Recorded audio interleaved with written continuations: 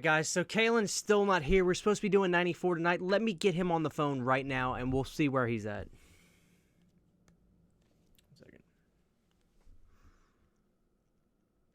Hey dude, where are you? Everybody's waiting for you. About to start top 5 94. What do you mean you can't make it? Well, we got to do this video, dude. The people are waiting for 94.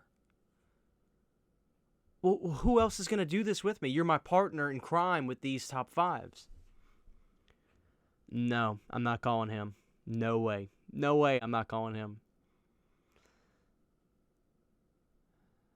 You're right. All right. Well, we got to have a guest for 94. I'm calling in the mercenary. Hey. All right, send him in. Hello, Internet fans. It's your old pal Rotten Roger DeMarco here from 3bproductionco.com. Christian Hanna Horror reached out to me and said, hey, you know what we should do? We should talk about our top 5 favorite horror films from 1994. And I love 1994 horror. That's tough to say. 1994 horror. So, of course, I said, just give me a minute. I got your back. So, without further ado, here are my top 5 horror films from 1994. Number 5 for me is a sequel that might be better than the original, minus some Linnea Quigley titties. Number 5 for me is Night of the Demons, Part 2. This movie, super fucking rad. A bunch of Catholic school teenagers decide they're gonna have a Halloween party back at the haunted estate where Angela was last seen in the original film. And wouldn't you know it, the demons come back, fuck shit up. There's a bunch of awesome, over-the-top religious jokes, things like that, and decent amounts of breastises. It's worth checking out. That's why it's my number 5 horror film of 1990. All right, so at the very last minute, the one and only Rotten Roger came in to save the day and to help me out with a top 5 of 94. We gotta have 2 lists. It's just like fun now. I can't do it by myself. Some of them I do by myself, but I gotta have a partner in crime. I want to welcome to the Christian Hanna Horror family, Rotten Roger. All right, so let's talk 1994. You know, I almost want to say this feels like the last classic year of, like, just last classic year. After that, 95, everything starts to sound somewhat, latter day. I don't know what the word is to pick for it, but 94 just sounds like the last classic year. But let's get into it. Okay, number 5 for me for 1994 is actually going to be Puppet Master 5, what I consider to be the last really classic Puppet Master film.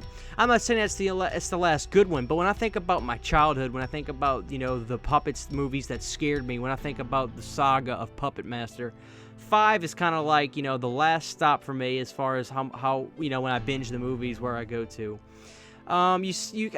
You've got all the classic puppets. You've got the continuing story from Part 4, which, the story from 4 to 5, chronologically, I really can't make sense of things in this movie. I almost think that 4 and 5 would somewhat take place,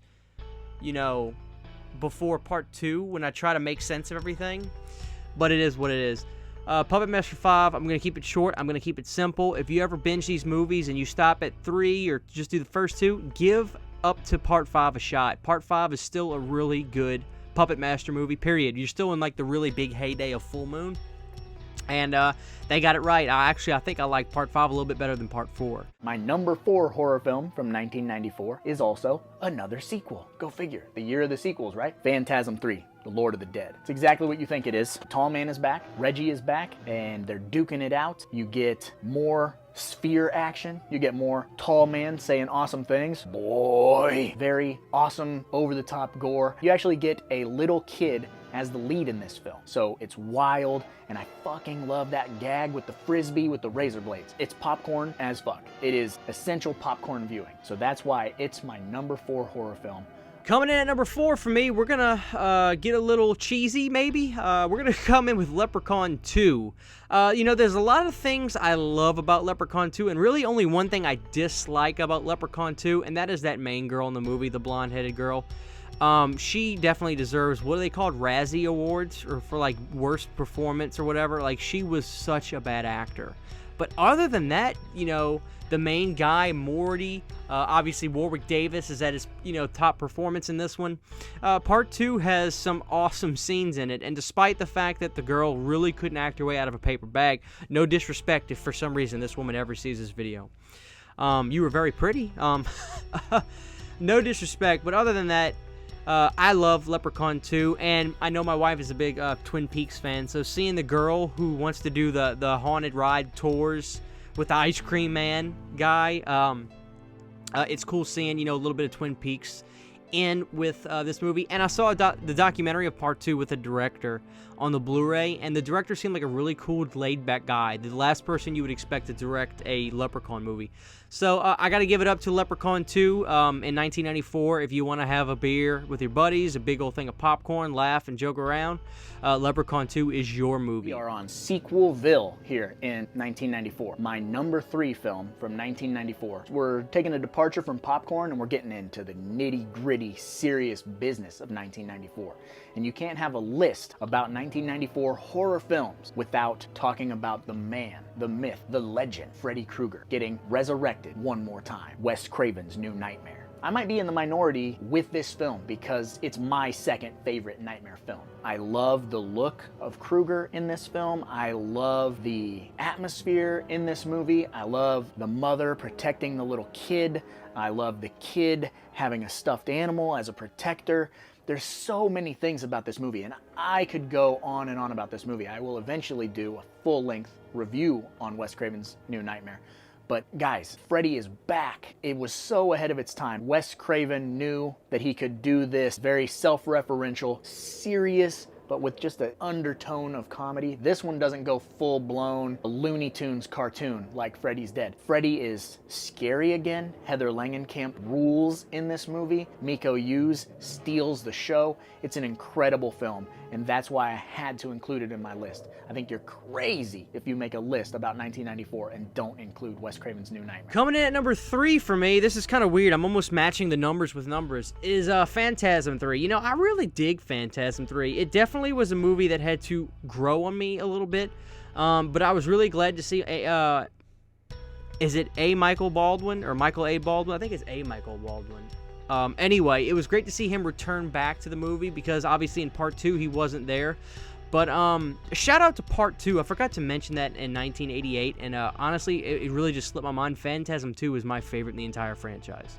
But Part 3 is like, I still really like Part 3. I need to finish Oblivion. I haven't gotten to that one yet all the way through, which obviously that film will be in a future year, so I have to do my homework on that.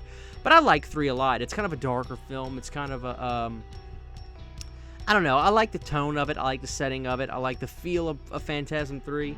And it actually creeped me out a pretty good bit the first time I watched it. Late at night, Saturday night, quiet house, deep in the woods. I live in the country, so I enjoyed it. Phantasm 3. We're kind of, we are like the home video era right here. So these films somewhat represent that as far as, tenacity. And it's a special moment in time, and one that should not be overlooked. So give Phantasm 3 another watch if you haven't seen it. Now on to my number 2 film of 1994, which we're ramping right back into popcorn category and sequel category again, which a lot of people really hate on this movie, and I see what they're saying, but I don't care. I see the flaws of this film, but I truly, truly love this film. And of course, I'm talking about Pumpkinhead 2, Blood Wings. I've done a review on this like a month or so back. I really like this movie. The cast is outstanding. The Pumpkinhead creature looks great. K&B took over the effects and made Pumpkinhead awesome. The cast, again, you have Kane Hodder, Linnea Quigley, Amy Dolenz, R.A. Mihailoff, and this is a Jeff Burr film, which I talk about in my review. So if you feel like getting my in-depth thoughts of this film, head on over to my channel and check out my movie reviews and check out the Pumpkinhead 2 review. But guys, this is tonally different from the original Pumpkinhead. Yes, I am fully aware of that. But this movie is Friday night. This movie is so popcorn. Boobs, blood, and beasts. That's what you need on a Friday night. Get some popcorn and some pizza and have a good time. The dialogue's a little silly. Yeah, so what? Have a good time. That's why it is my number 2 film of 1994 because I fucking can't say enough good things about Pumpkinhead Bloodwings, even though it's a bad movie. All right, coming in at number 2 for me. My number 2, my number 1 films are 2 very important films in horror movie history. Coming in at number 2 for me is Wes Craven's New Nightmare. Wes Craven's New Nightmare is a film, I've got to be honest. I made a video a while back called My Honest Opinion on Wes Craven's New Nightmare, and I didn't love it. But I'll tell you, my biggest issue is, and this is going to sound somewhat gripey, but I'm not a huge fan of Heather Langenkamp. I just don't take her acting so serious. I don't know what it is. It's a very petty gripe, but I'm starting to become more and more, complacent with it and not so like trying to dislike her, because maybe that was part of I'm man enough to admit maybe I just didn't want to like her for some reason. I don't know what it is. Not that I love her in Dream Warriors, so to be honest with you, I mean, I love her part in Dream Warriors. But to be honest with you, New Nightmare has some elements that you will not see in any of the other Nightmare on Elm Street films.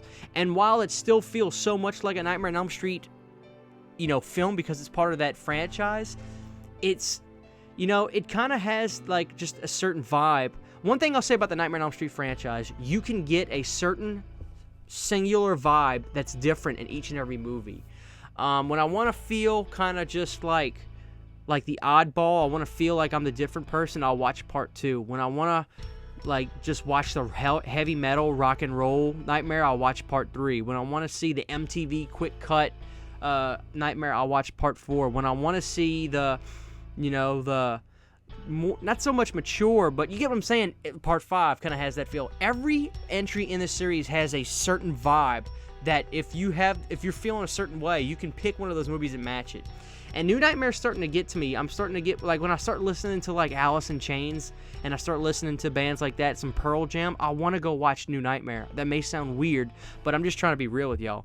And not that has affected my ranking, but New Nightmare, obviously Robert Englund absolutely killed it. Probably one of his best performances when I go back and really assess. He did a fantastic job. For my number 1 horror film of 1994. Again, just like I said about Wes Craven's New Nightmare, you cannot make a list about 1994 horror and forget about the immortal classic, Death, Death, Death, Part 2. No, I'm just kidding. You cannot forget about this movie, which it kind of slipped under a lot of people's radar, which pains me, makes me sad. I am talking about one of my all-time favorite films, Brain Scan. Huh, yeah, Brain Scan. You seen it? You have. I know you have, and that's awesome. I like you for that, for knowing Brain Scan. You rule. Brain Scan follows Edward Furlong and his buddy Kyle. They are sort of outcast, and they have a horror club. They're into horror films and horror video games and the like, so they kind of alienate themselves from the rest of the school. They get interested in an interactive CD-ROM game called Brain Scan that neither of them order it, but it shows up at Edward Furlong's house, and so he plays it, and the game turns out to be real. Spoiler alert. I can't say enough good things about this movie either. This movie captures what it's like to be a teenager who's into horror, at least for me, coming from a small town. I have a lot of things in common with the characters in this movie, and I think that this movie, again, was really far ahead of its time. Everyone has an Alexa in their house or whatever, and this movie was ahead of all of that, and we all wanted a room like Michael has in the movie. If you want my real, in-depth thoughts of this film, also, again, I have a review of this on my channel, but this movie is so good and so much fun, and I love finding people that know about this movie, and I also love introducing this film to people. So if you have not seen it, you've got to see Brain Scan. It's a blast. Edward Furlong, pre-drug binges. Edward Furlong was on the right side of the dumpster when he made this movie, and it shows. But I love Brain Scan. I love Brain Scan. That's exactly why it has to be my number 1 film. It's really super fucking good. You get a really cool villain. Trickster is very good at manipulating Michael, and he's very funny, and every time he's on the screen, you want him to be a franchise villain. Let's be real. When you watch the film, you're thinking, holy crap, we could have Brain Scan 2, 3, 4, 5, but we only got 1. So it's in constant rotation in my house. I watch it a lot. So I would love to hear what you guys think about Brain Scan or any of my other top 5 of 1994. Let me know in the comments. Swing on over to my page, like, subscribe, all that. Christian Hanna Horror is the man. We got together. We decided to do this list. I hope you guys enjoyed this list. I suppose I should probably get going because, after all, there's a lot of movies out there. Somebody's got to watch them, so why not me, right? The exits used to be smooth, and now can't get out. I'm just gonna take the elevator again. That's my knees cracking. My number one for 1994, Hail to the King, John Carpenter, a movie that I finally saw this past year, In the Mouth of Madness. Absolutely loved it. Absolutely loved it. And I was blown away by the special effects in this movie for a mid-90s movie. Wasn't expecting all of that special effects. But then again, I was going into a John Carpenter movie, so I was like, well, this does make sense. It almost feels like The Thing to me in terms of just crazy looking makeup, prosthetics, and also feels like a Clive Barker film. Like, I'll be honest with you, if I had just watched this movie and I didn't know who directed it, and it was multiple choice who directed this film, Wes Craven, John Carpenter, Clive Barker, or Joe Dante, I would have said Clive Barker so fast. But surprisingly, you know, not only is it a John Carpenter directed film, but it's one I love so much. It's probably in my top 20 favorite horror movies ever. I really, really love In the Mouth of Madness, and that's really all I got to say about that. It's an overlooked movie, but it's starting to get a lot of respect now. Do you read Sutter Kane?